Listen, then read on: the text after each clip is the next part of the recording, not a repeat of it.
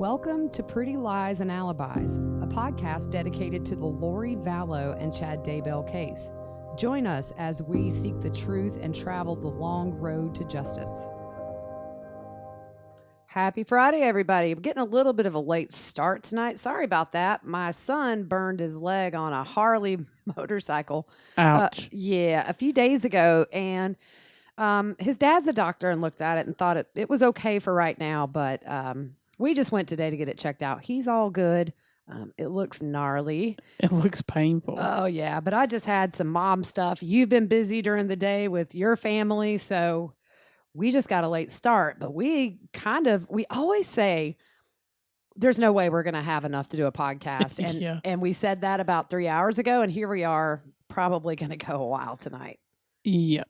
Well, that's okay. So we're just going to get started. We got an email last night from somebody who knows the Daybell family, and she gave us a little bit more insight as to her take on the call between Lori and Chad the day the property was being searched. And so what she was telling me was that she said that the Daybell men kind of have a specific way of talking. So with Chad, it's kind of monotone and sort of a flat affect. Yes. And I found it really hard to understand him, even though the audio situation wasn't the best. But, you know, it was just very hard to understand him. So she actually went back and answered one question that we had about a little snippet that we couldn't understand. So I'm just going to read to you what she said. She believes was said at this point, which is very important. So Lori asked Chad, are they seizing stuff again? And Chad says, they're searching. Lori says, And then Chad, this is where we weren't sure. There's a search warrant, and so a warrant to take evidence with the kids is what she thinks that he has said. Yeah. And so we're really grateful. We're not going to give out any names, but we're really grateful for her clearing that up for us. It kind of makes sense that he would say that. It's a warrant to take evidence with the kids. We knew we had the with the kids part. Yes. But it was kind of just mumbled. So according to her, there's a search warrant, and so a warrant to take evidence with the kids. Is it that he was trying to say, take evidence with the kids? Do you know what I'm talking about? Yeah, it was almost like the conversation was in code anyways. Yeah, definitely. So we're really grateful. If you guys ever have any inside information, we keep our sources very quiet. We don't rat you out. And, we like we say too, we just always try to make sure something's a fact. Yeah. Before we say it. And so we've had some questions on Twitter and Facebook, and we just thought we would sort of run down a few of those right now before we get started with the bulk of our podcast, which is going to be going back to Rexburg in August through the end of August through the end of November. Yep, like a review. Yeah. So one question that we got on Twitter, why is Pryor so obsessed with the size of the pet cemetery and the potential raccoon burial? Yeah, so our thoughts on that are he's asking him the size of it because maybe he's thinking that there is a raccoon buried there somewhere and that they didn't search it well enough, because we know the text came in that he shot and buried a raccoon. So he's trying to say, okay, you didn't search the whole area, so how do you know there's not a raccoon buried there? That you only searched this, minor area. Right. And I mean, if you listen to Daniel's testimony, Detective Daniels, I think that was his name on it. Yeah, he was with the FBI. Yeah. If you listen to his testimony on the stand, he says that, first of all, that the first place they went was the fire pit, and then they had the other hits that they went to later, and it was obvious by the ground that it had been disturbed. So I would think that the FBI would have, if there was more ground that would have been disturbed, they would have searched there. So yeah, and if you remember in the hearing, I believe he was saying it was like a I forget the number value, but it was like a 10 by 10 area. And Pryor says his famous little tagline, would you be surprised Yeah. to know that it was 20 by 20 or whatever the measurements were? He doubled it. Yeah. And so I think what he's doing here is he is just trying to set up maybe part of that defense, which is, hey, the FBI didn't look all in the pet cemetery and there's a raccoon in there somewhere. Yeah. And we talked about it. Could there possibly be a way that science could date when an animal was buried? I mean, I think so. I would think. If anybody knows that for sure. But I would think, I don't know. It'd be something to look into. But I don't know. He's reaching. Yeah. I mean, look, even if they go, unearth a raccoon that's been shot, I think sometimes we lose sight of the fact that these kids were buried on his property. And people that I know don't follow the case, pretty much all I have to say is they found the kids buried on his property. And everybody's like, oh, wow, yeah, they're going down. So it's just one of those things with, I think Pryor just has to sort of put doubt in wherever he can, because clearly the facts are stacked up against Chad and Lori at this point. But, hey, you throw a lot of stuff against the wall and see if anything sticks. Exactly. So the other thing that went along with that was they were asking the lack of ash, why he was questioning that. And we just think that he's going to try to say that Tylee wasn't burned there. Yeah, he said something about there wasn't any ash in the grass or the area around the fire pit. And, that's the only thing we could think about where he was going with that, is possibly to say she wasn't burned there. I think that's a lost cause. Where else are you going to burn remains in Rexburg without being noticeable unless it's on your property? Yeah. You can't do it in the middle of the townhomes. Yeah. I honestly, I do not know. And then on the last podcast, I think some people got confused. We were just saying that we were talking about the duct tape. And I was saying that I was watching an episode of Forensic Files where they had figured out the killer was left-handed because of the way the duct tape was wrapped. And we just had mentioned, we wondered if one of the three were left-handed. We think they're all right-handed. We weren't really insinuating that there was anything there. I was just saying that that's sort of how detailed they can get in forensics. Yeah, they can tell if the killer was right-handed or left-handed. Yeah. Right. By the way it's wrapped. Yep. And somebody said, they would like to know what Lori's mom and sister are thinking now after they did the interview saying the kids were in a bunker and they're safe. It's kind of one of the $1 million questions. Yeah, Summer released that statement after the bodies were found or whatever, and said she was wrong. Mm-hmm. And we haven't heard anything from any of them since then. We haven't heard anything really from that whole side of the family, including Melanie Pulowski. But there's been some movement in their custody case. It's a little hard to figure out what's going on, though, because unless we have, it's just a little summary. And so there was something about contempt, and I'm just not a lawyer, so I can't really figure out what they're saying here. It looks like maybe she wants some clarification on some things. We're still trying to find out. Yeah. That case is so confusing. Yeah. And so that's kind of all with the questions for right now. Some people had asked that we go through and really cover Detective Daniel's testimony. And if you're kind of a newer listener for us, all of our podcasts have little descriptions underneath the episode. And we did go through a lot of his testimony. I believe it was day 1 of the preliminary hearing. So we may go back later and do a little bit more in depth with the testimony of each person. But for now, we kind of think we covered most of the important parts. And that's out there, and we try not to be too repetitive. Although sometimes I'll listen back and say, wait, I said that last episode. Yeah. But my memory stinks. Oh, her memory's horrible. She'll say, hey, we need to talk about this. And I'm like, oh, we already did. Yeah, I'm terrible. Yeah. I'm going to hate to see myself at like 80. Yeah. So then just some little random things that have popped up in my mind before we get to these dates. And I was reading through some stuff about the case the other day, and I came across that statement from Chad's lawyer before the kids were found, before I think this maybe was after Lori was arrested, maybe, or maybe not. I'll have to check. But it says Chad Daybell is a loving husband and has the support of his children in this matter.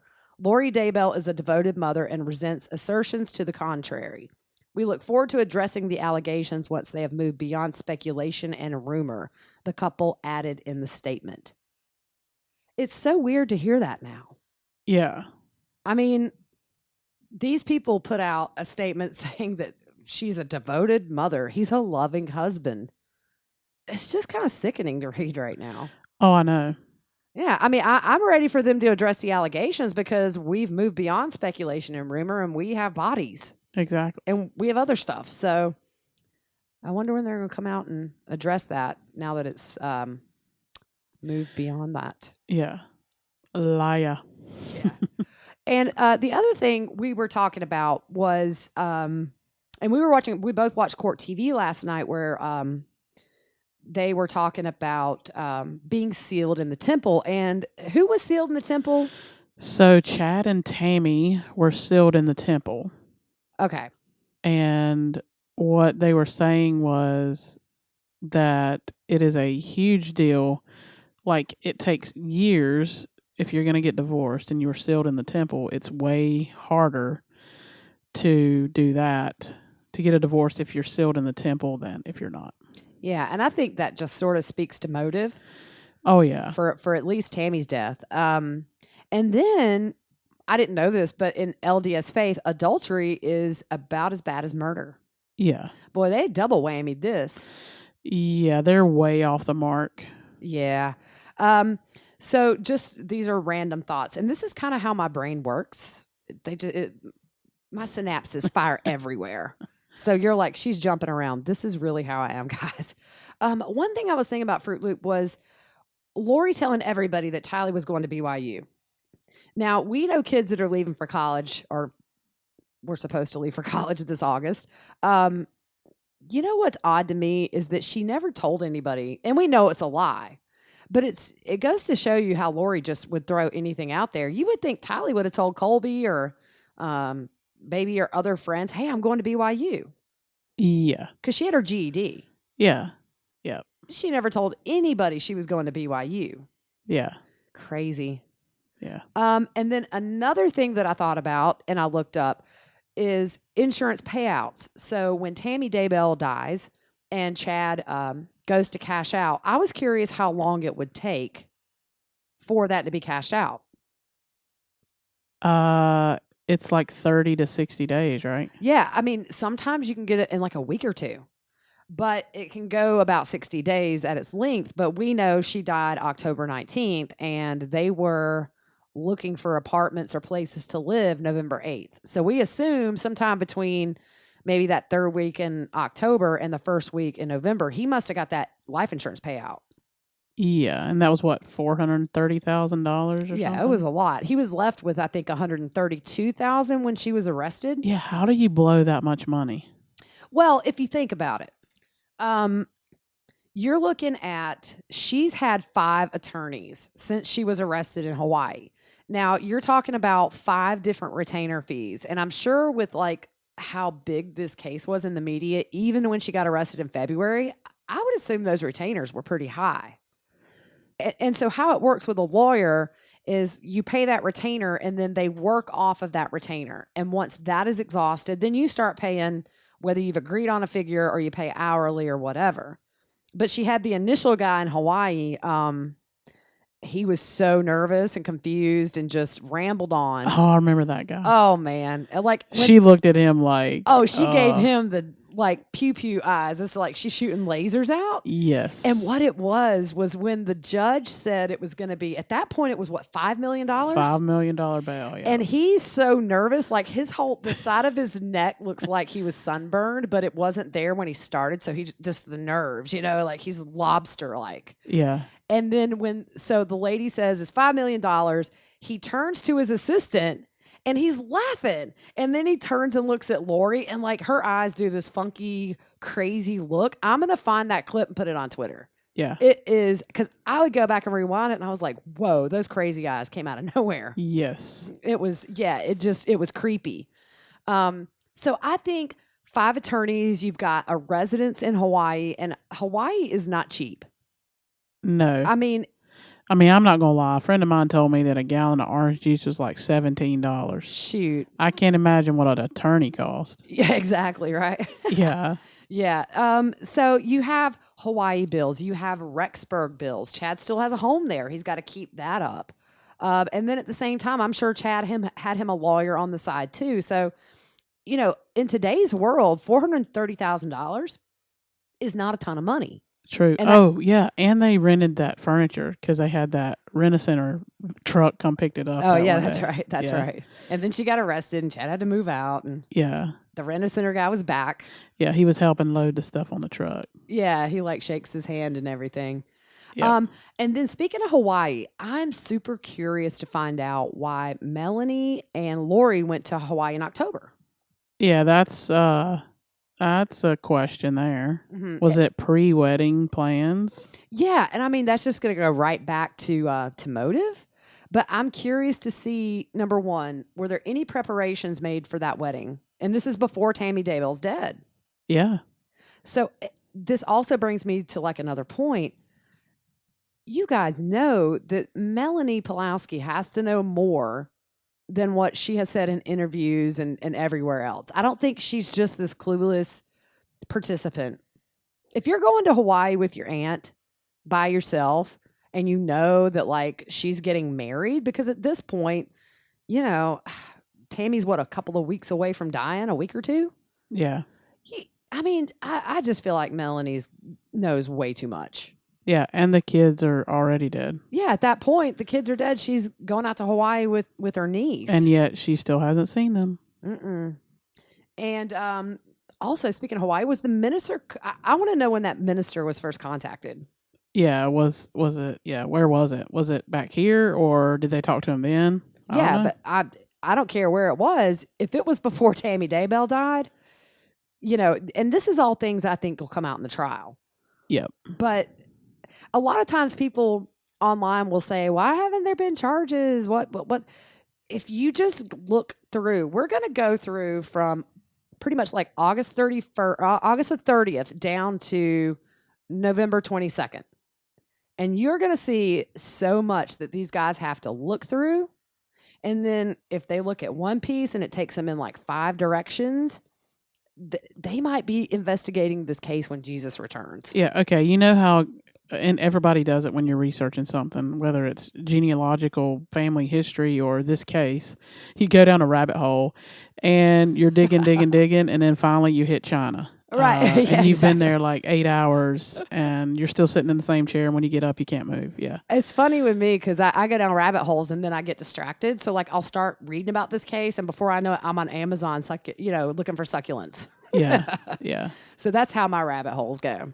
Yep. All right. So we're going to get into, the other thing. One thing I'm curious about, did Lori use any more of Charles's credit cards other than for the one with the ring, or did she use it consistently from when he died to when all this came to be?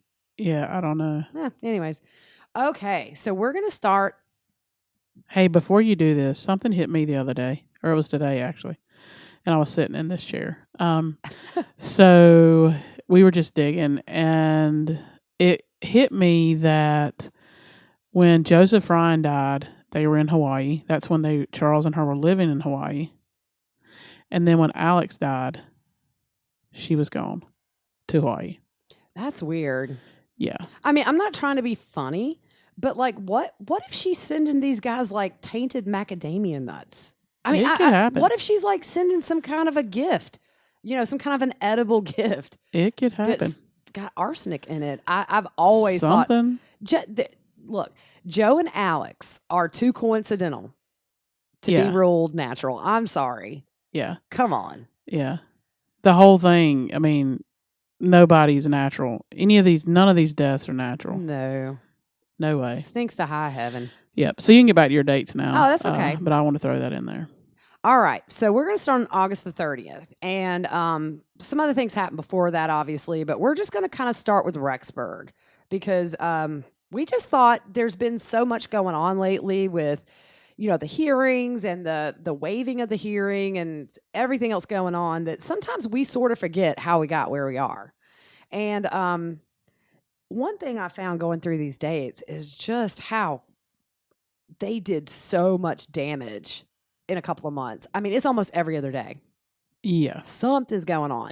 And what shocks me is this is a small amount of evidence, and there's tons more evidence. Oh, I can't even imagine. Yeah. So on August the 30th of last year, Bailey, the service dog, JJ service dog, I tweeted out a picture of Bailey earlier this week. He was given back. Yeah, that doesn't happen. No. Because everything we had heard was that JJ had slept through the night with that dog for the first time in a very long time. And the picture, you see JJ's got his little, he's holding the leash and he looks happy. And it was said that Bailey was more Charles's idea and JJ didn't care for the dog. And yeah, what kid doesn't love a dog? Yeah. Especially, it looks like a teddy bear. Exactly. But I mean Kay and Larry, they said that dog was his dog. Right. Yeah. So the next day on the 31st, Tylee, Lori, JJ, and no, it was just them three at that point. They moved to Rexburg. Yep. So this is August the 31st. Yep. 8 days later, Tylee is last seen. Yep. That's crazy. Yeah. I mean, so Tylee just rolls into town and is pretty quickly killed. Although Lori would have everybody believe she's with friends or she's at BYU. Yeah. So in between some of these dates, I'm going to throw in dates. So we're trying to stay in some kind of order, so it helps you guys keep it straight in your head, even though it's hard for us, anyways.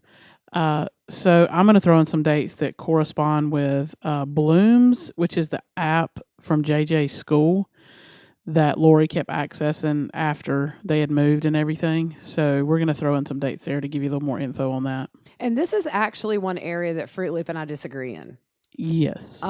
It doesn't happen very often. Usually we're pretty much on the same page, but we have completely different ideas. Yep. So as you guys may have heard, Lori was accessing the app for parents after JJ had died.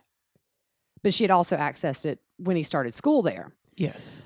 So me and Fruit Loop were thinking, why would she be, after he's dead, why would she be accessing that? And what do you think? Well, what this app does, it allows the teacher to contact the parent. They can put updates on there. They can sign up for field trips, volunteer work. And also the parents can message each other back and forth in there. Okay. So it's a communication thing. So I just think and these dates are going to correspond with important dates that happen that we're going to go through. So for me, it's almost like she's communicating with someone. I mean, JJ's deceased and she does get on there before he dies, but even after she's on there. So it's almost like she's communicating with somebody. That's my theory. Yeah. And what was yours? Well, I've used these apps a lot, and they're really useful. I almost think that when she starts using them after JJ is deceased, I just kind of wonder because they really had to jet out of Rexburg. They left so fast after the welfare check. I think maybe that was her way of seeing if there was any chatter at the school about JJ being missing. That's kind of my theory, is just it was because Lori really didn't have anybody in Rexburg other than Chad.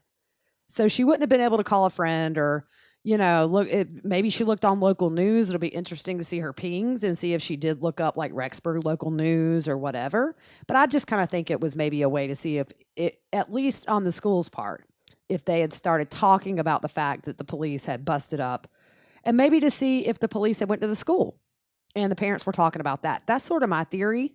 So yeah, normally we think alike, but on this we differ a little bit. Yeah, I think when you hear a little bit more of these dates corresponding, you may say, oh, wait, yeah. You saying they're going to agree with you? I am.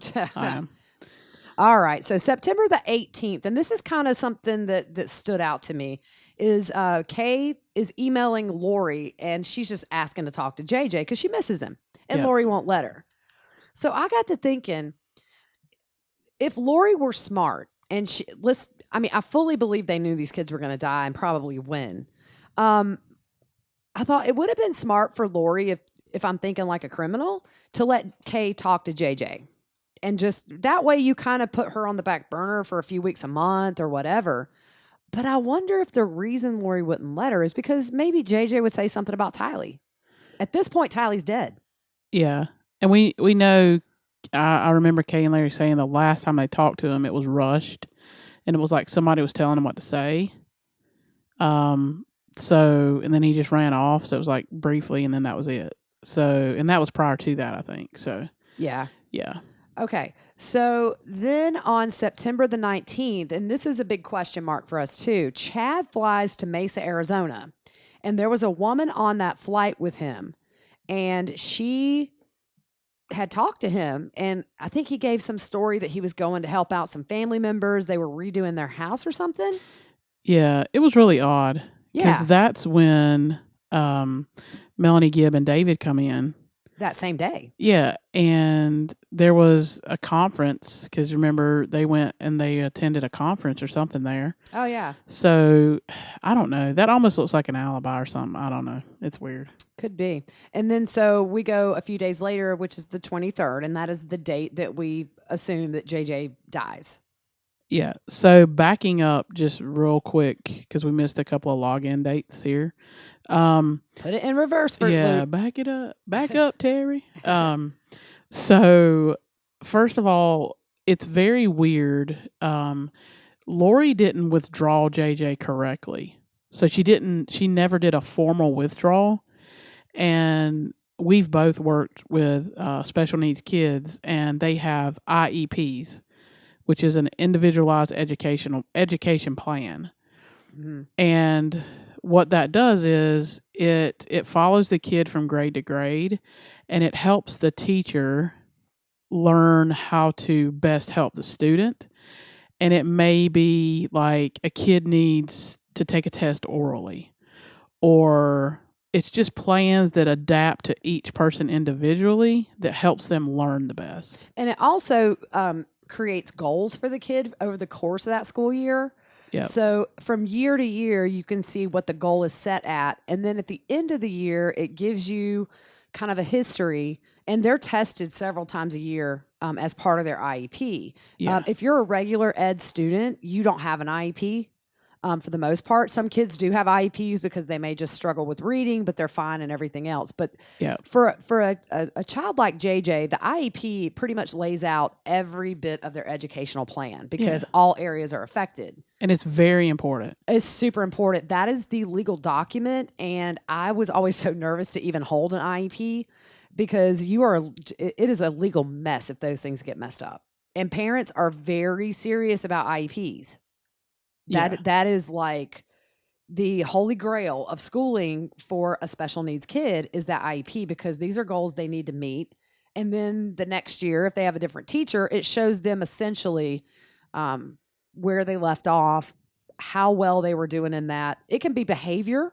Yeah. It can be academics. It could be transitions in between classes. It could be how they eat lunch. It just depends on the severity of the kid and the goals that are needed to help them function. Yeah. So we just wanted to throw in what an IEP is. Yeah, and it's a big deal. So the new school never requested the records from the old school, which is not normal. No. Those IEPs follow you everywhere. Mm-hmm. So that was a big deal. So Lori accessed Bloom's on September 7th. And we know that's right before Tylee is killed. It's the day before. Yeah. So she accessed it there. And then you hadn't gotten to November yet, so we're good. That was the only one you missed. Oh, okay. See, I accused you, and it wasn't that bad. See, you got to trust me. Yeah. Okay, so September 23rd is when JJ dies. The 24th, the very next day, she unenrolls him from Kennedy Elementary, which is the new school in Rexburg. Yeah, and says she's going to homeschool him, right? Mm-hmm. And then towards the end of the month in September, Chad told Julie Rowe that Tammy was going to die pretty soon. Yeah. Okay, so then October 1st, this is the day that Lori goes and purchases the storage locker where we found the bikes and the personal blankets with all their pictures. And I think there was a jersey of Colby's in there. And they just dumped it off. Yeah, it was personal stuff that you wouldn't normally get rid of or leave behind. Yeah, I mean, I would almost probably burn myself up in a house fire to get those things for my kids. Yeah. I mean, that's precious stuff. Yeah.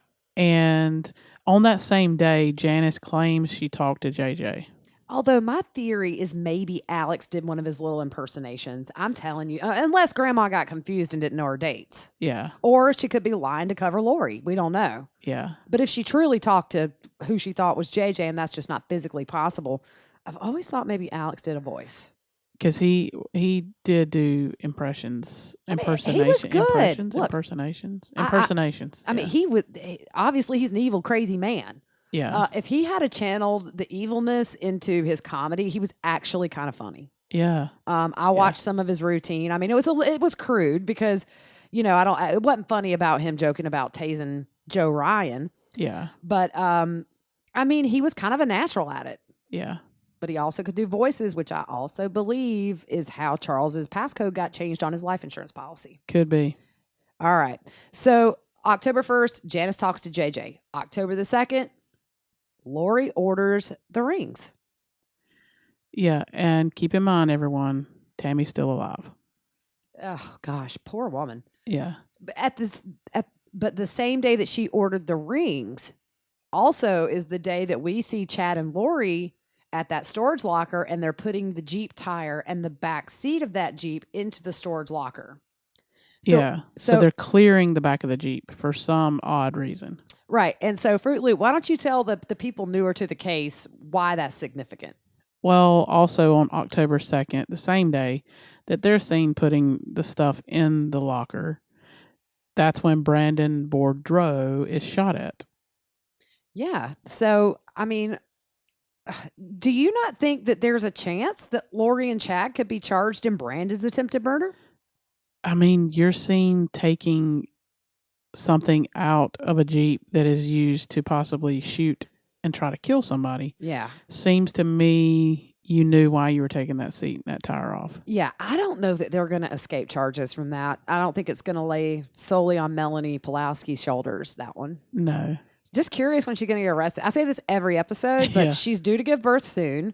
I think September, somewhere in there is her due date. If you're on your 5th kid, they just kind of slide out at that point. So you don't usually have that super long labor. You don't go over your due date. Usually you kind of go a few weeks early. I think we had maybe read a rumor that she may have had it, but I mean, it's still pretty early in August. Yeah. So if she was due at the beginning of September, totally possible. I just feel like, gosh, what a mess. I mean, this new baby, you got this dad who Melanie barely knows, and then probably she's going to end up and go to the pokey and have this newborn baby. Yeah. Who's going to be raised like knowing your mom was part of one of the biggest murder cases, of the decade. Exactly. Oh, man. So then we jump back to October 3rd. And that's when Lori was looking at wedding dresses online. Yeah, I think this came from Kay. She found that she was looking at wedding dresses and I think maybe like men's swim trunks. Yeah. Yep. She was ordering stuff, sounds like, for Hawaii. Mm-hmm. And then the next day on October the 4th, Chad has some vision from beyond the veil and tells Tammy he's been told by her ancestors to go see her mom and dad in Springfield, which is not, it's a few hours away? Yeah, I think so. Yeah. So then we go to the 9th. So she only stayed at her parents' maybe like a 24-hour period. It was super short. Yeah, it wasn't long at all. Yeah. So then on the 9th. Yeah, on October 9th, Tammy is shot at. She thinks it is a paintball gun. And she's shot at, so she calls the cops. The cops come and look, and they really didn't find anything. She thought it's a paintball gun. We think it was a gun with a silencer on it. So they didn't see anything. So then, on October 19th, that's when Tammy Daybell dies. And so that was 10 days later. She passes away in her sleep. And there's no autopsy or anything. So she's buried. They have a funeral in Springfield on October 22nd. And then there was one on October 23rd, and that was the one that Lori Vallow was at.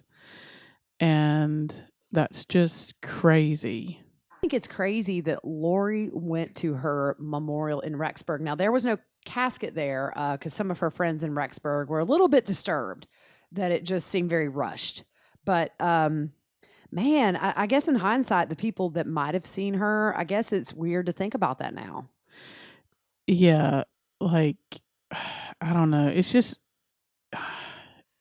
it's gross. Yeah, Okay, I mean, we'll just say it's gross. You're planning to marry the lady's husband, and you've had an affair. You're planning to marry, and you show up to the funeral. Oh man, that's just. There are going to be so many Lifetime movies made about this case. Yeah, I think so too. Like it's going to be all over. It's gonna be like what was that show ER that had like 35 seasons? I know. Dateline's just gonna be like Dateline, the Lori Vallow and Chad Daybell case.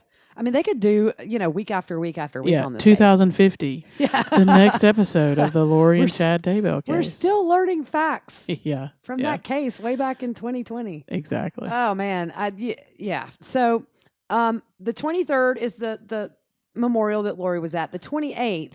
Is when Alex and Chad go to the storage unit together and they move bikes into the unit, bicycles. Yeah.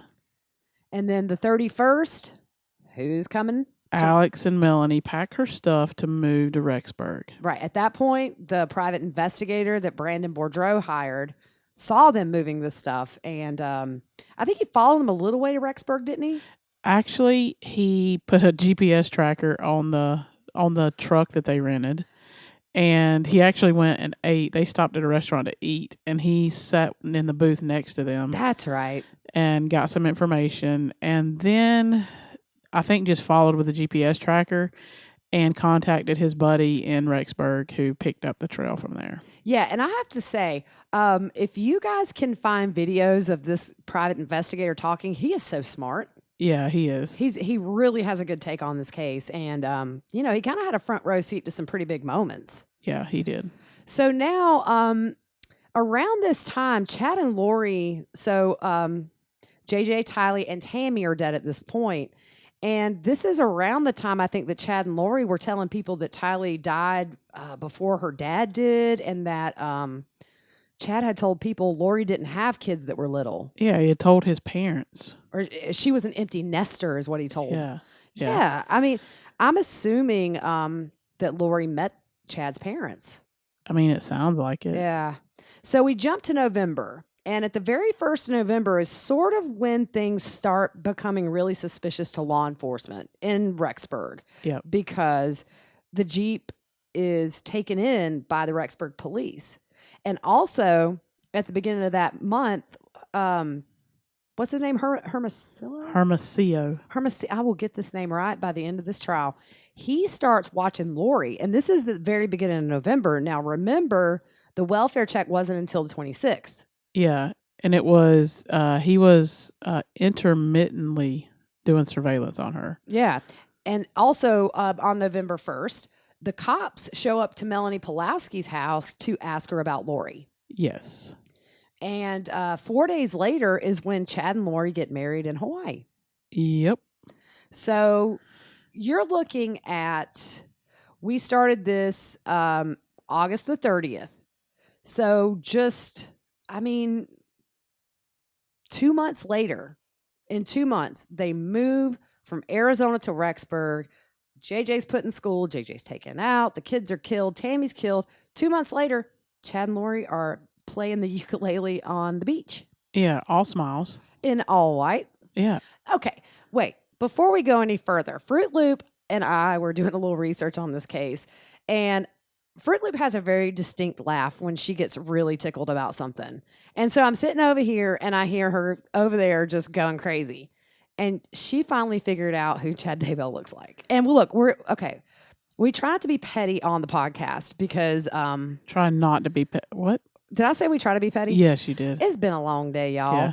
Y'all know I'm gonna say something stupid at least once every podcast. It's 9:00 here, so yeah, and I've been going since 6 this morning. Yeah.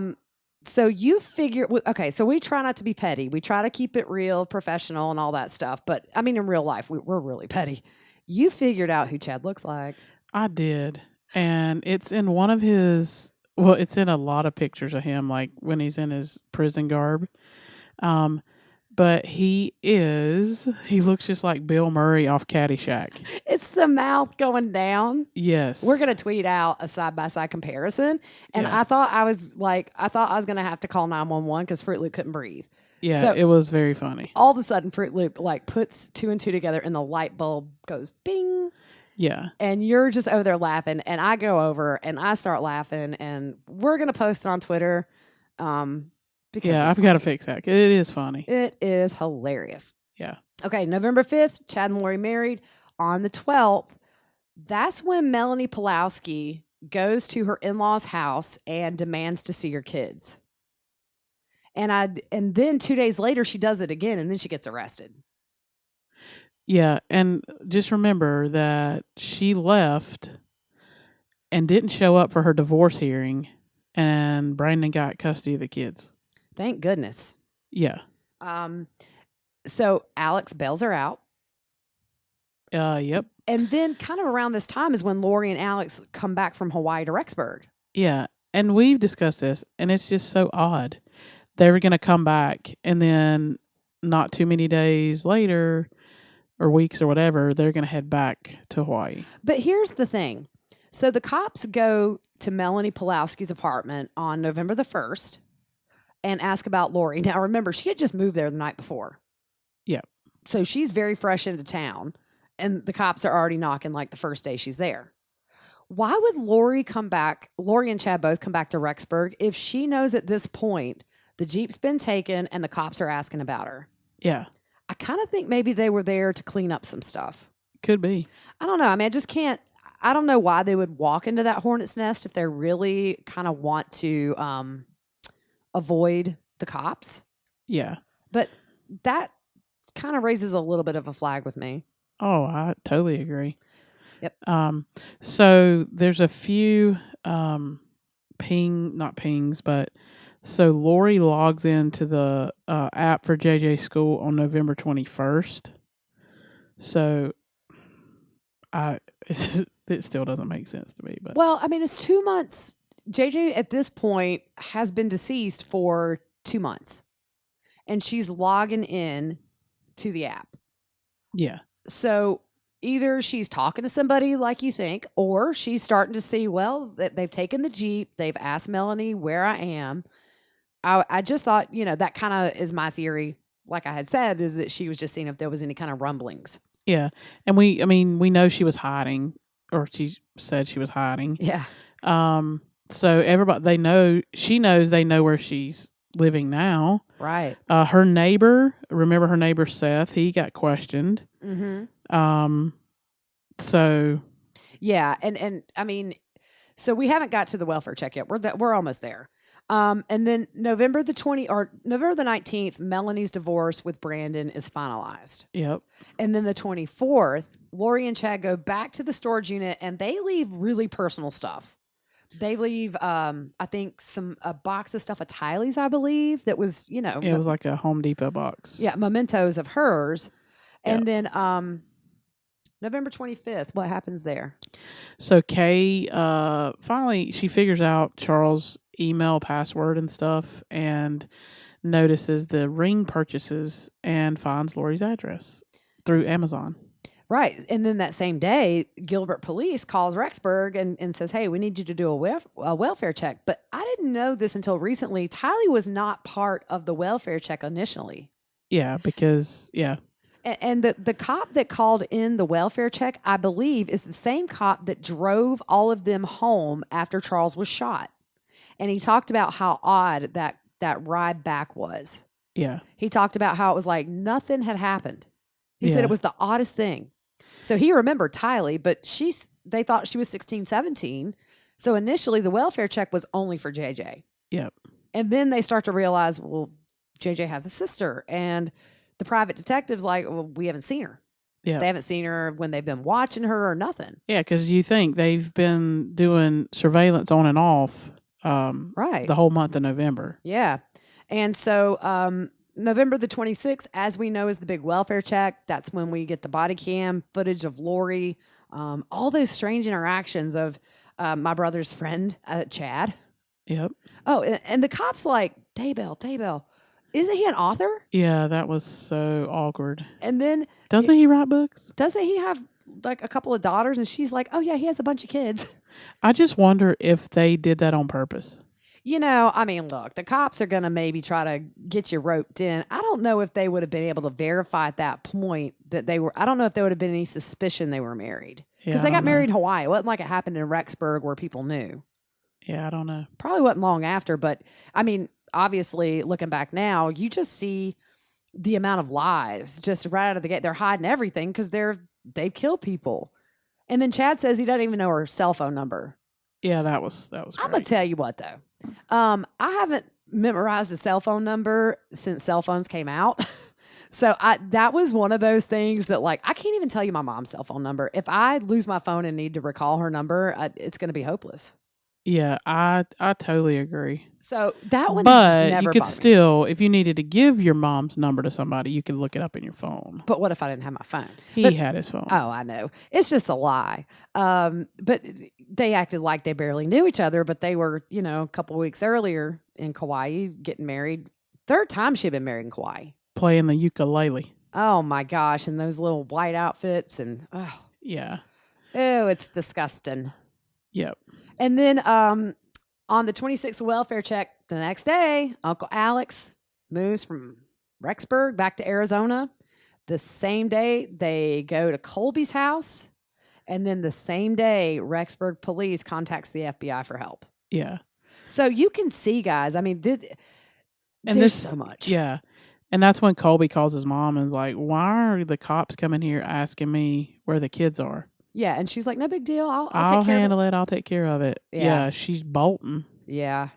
So I'm picking up kind of where you left off there with the login stuff. Okay. Because there are more logins here. So we know in December 6th, first of all, Lori and them fly out to Hawaii on December 1st. So they fly out of LAX. We don't know where they were from that date to when they land in Hawaii, but we know they flew out of LAX. So December 6th is when Melanie Gibb tells the cops that Lori and Chad had called her asking her to lie. On that same day, law enforcement serves a search warrant at Life Academy. And that's where we're thinking these... they're getting school records from there, but they're also getting the app stuff from the Blooms app, checking all that out. So was the Blooms app, the Life Academy was in Arizona. Yes. And then Kennedy is in Rexburg. Yes. So they served a search warrant on the school in Arizona? I didn't know that. Yes. They served it at Life Academy. Learn something new every day. There you go. And I think it had to do with probably the attendance, because that came up in the preliminary the other day. Right. So law enforcement serves that search warrant on December 6th. December 8th is when Melanie Gibb calls Lori and Chad. Okay. And we know that was heard in court. December 9th, Lori logs back into the app. It's just so weird. It is so weird. The school says they didn't know anything. They didn't know Lori was logging into the app until February. Wow. December 20th, law enforcement officially announces its investigation into the kids and Tammy Daybell. That's when they issued the press release that they think that they were connected. That's when I picked the case up. Yes. Yep. December 20th, Lori logs into the app again on that same day. She doesn't. So January 7th is when Larry and Kay go on and announce the reward for the kids. January 8th, Lori logs back into the app the next day. January 30th, we know is the date where Lori's supposed to produce the kids in Idaho. Mm-hmm. And obviously we know she didn't. But January 31st, Lori logs back into the app. So the day after she's supposed to produce the kids, she logs back into the app. And then February 4th, she logs back into the app. And that's the same day that the access was cut off. Yeah. She's up to shenanigans. I mean, at this point, JJ's been dead for months. Yeah. Why do you need to look in February onto his school schedule? Yeah. And you're in Hawaii. Yeah. Yeah. I mean, I think she's on a fact-finding mission or anything that could let her know maybe what's being said. Yeah. And an interesting point here is February 2nd was when Colby did some interviews. February 3rd, Cheryl Wheeler did some interviews. So then Lori logs back in on February 4th to check the app again. And then that's when the school finds out and they cut it off. Wow. Man, that's creepy. I mean, and I think too, I had read that she was actually accessing this stuff on JJ's iPad. Yeah. Because it had his, on the back of the iPad, you can have engraving done. Yep. I think it had his name on it. Yep. Because he had his own iPad. And don't forget, she had Tylee's cell phone and her benefits card, which is just a cash card from the government every month with benefits. Probably JJ's too. I don't know if they ever said that, but JJ would have had his own card as well. Well, sometimes you can do direct deposit though. Yeah. For like survivor benefits. But maybe Tylee's age, she was allowed to maybe use some of that money for herself. Yeah. And you had their birth certificates and whatever else. Yeah. It's just a tangled web. And so for me, I always tell Fruit Loop, if I watch, and I'll stop and watch anytime anything about this case is on, and there are a lot of really good who's who and what's happened as up until now. And it's like we get so caught up in the little tiny details that we're afraid are going to cause a mistrial. But if you sit and watch these shows, it's just so insane to watch the amount. And this is just literally a sliver of evidence. All this stuff is teeny tiny compared to what they have. Yeah. And it's crazy just when you watch it from beginning to end, how much was going on. And I always tell Fruit Loop, we got to ease people's minds that they're not going to walk out of that jail. No. This is only August to November, and this is only what we know.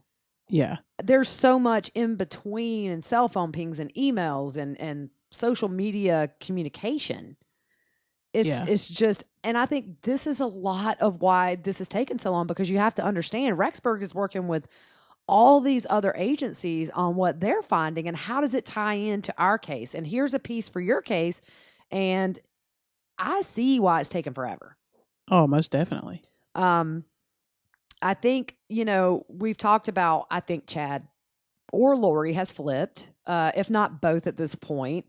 And so I'm really just interested to hear how they're going to turn on each other when they were so fluid for so long.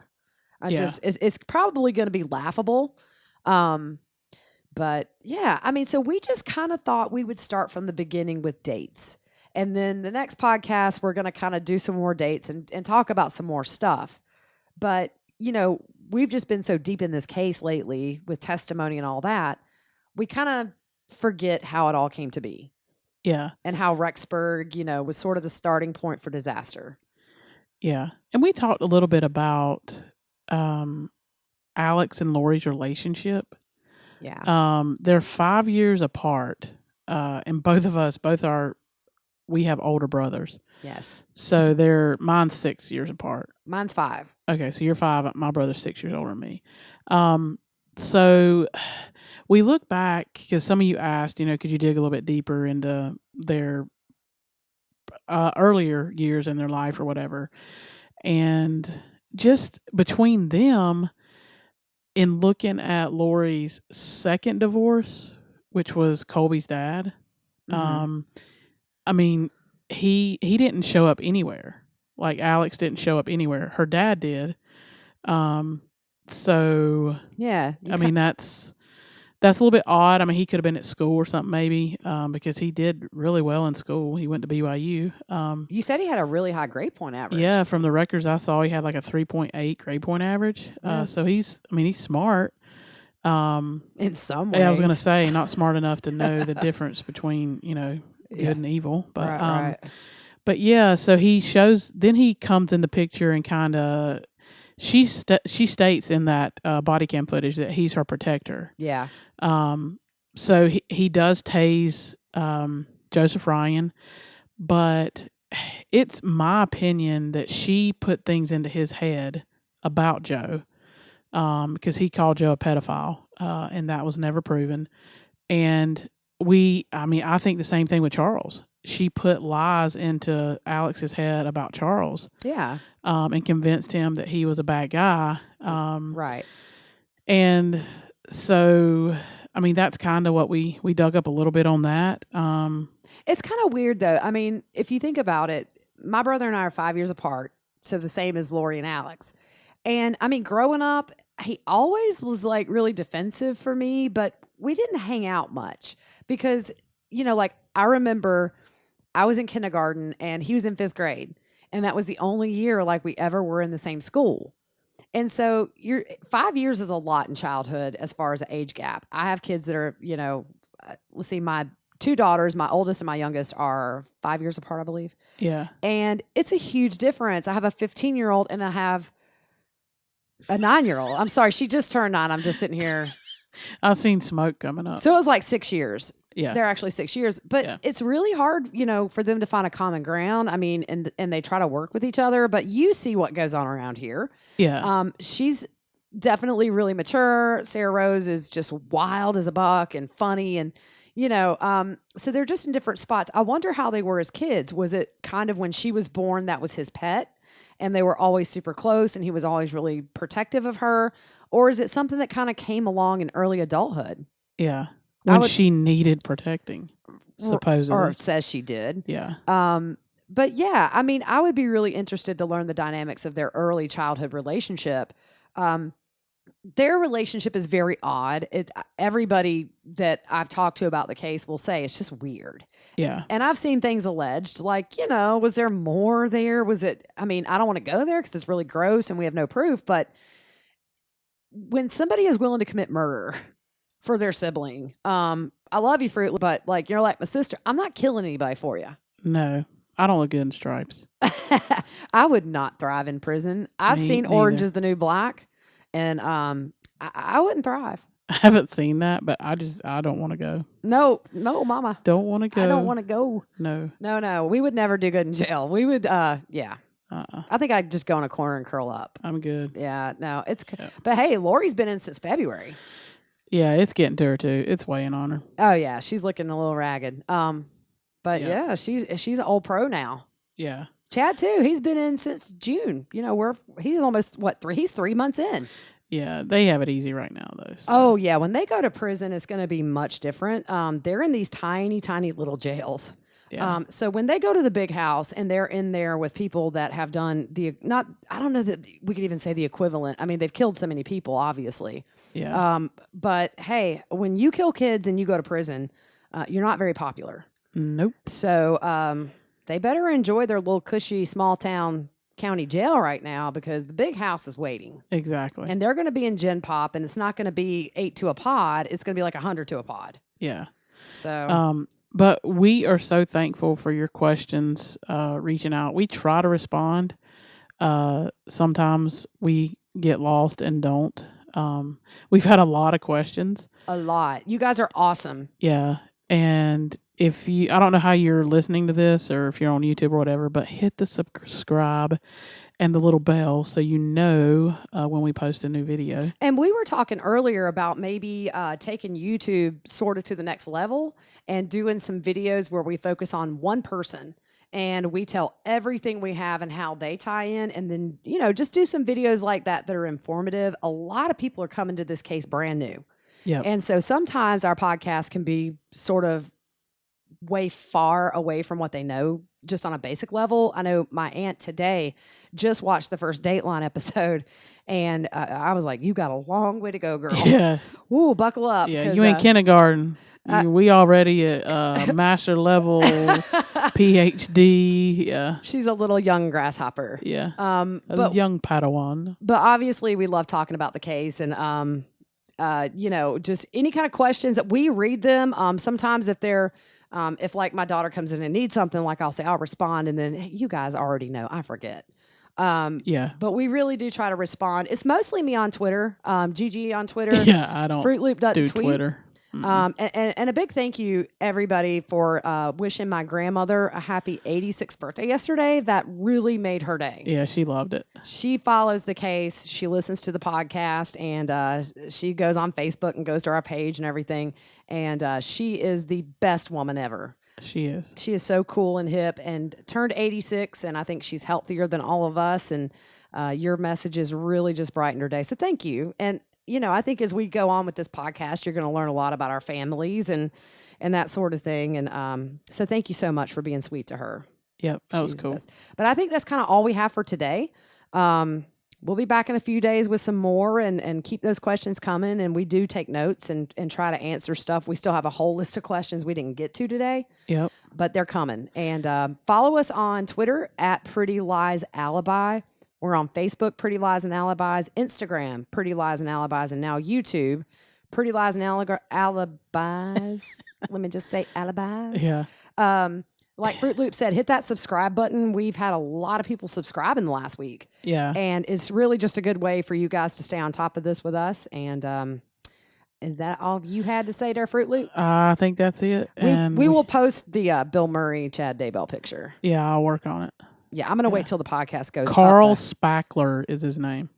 That's his name on there. Yeah. And the gopher, Yeah, classic movie. Yes, and Fruit Loop is so right. Once you guys see it, you won't be able to unsee it. Yep, exactly. All right, you guys have a good weekend. Yep, have a good weekend, and we'll hopefully drop another podcast soon. Yep, have a good one.